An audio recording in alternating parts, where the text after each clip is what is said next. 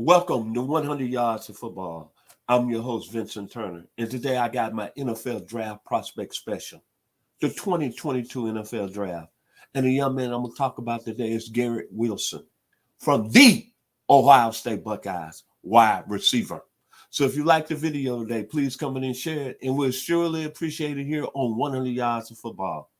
Let me talk about Garrett Wilson, wide receiver from the Ohio State Buckeyes.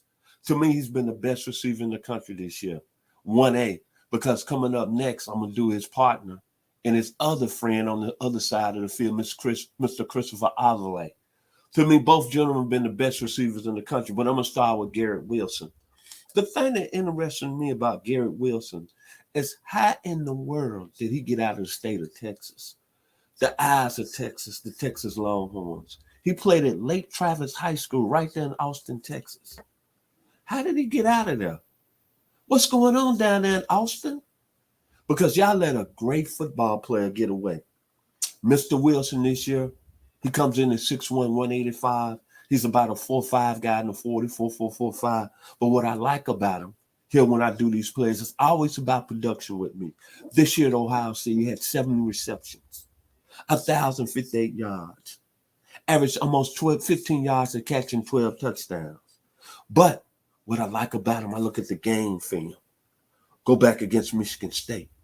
He had, 7 receptions, 126 yards, 18 yards a catch.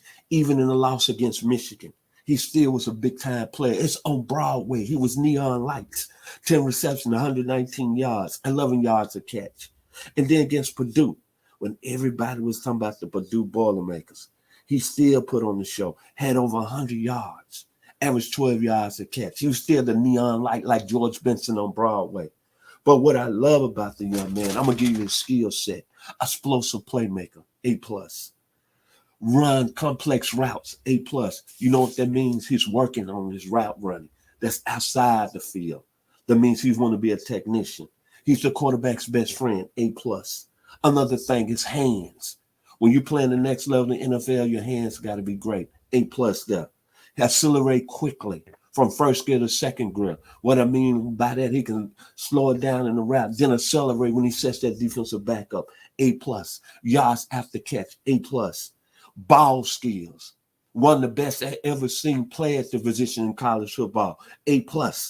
And most of all, what I like about him, he's got that deep ball ability.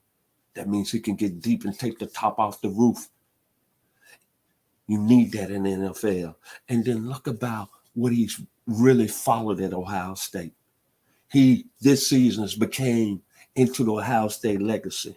David Boston, Joey Galloway, Chris Carter, Terry Glenn, Michael Jenkins, the great Paul Warfield, Lenny Willis, Herman Jones, Doug Dunley, Gary Williams. He's now right there. I put him in Ohio State legacy. He's with all them great receivers.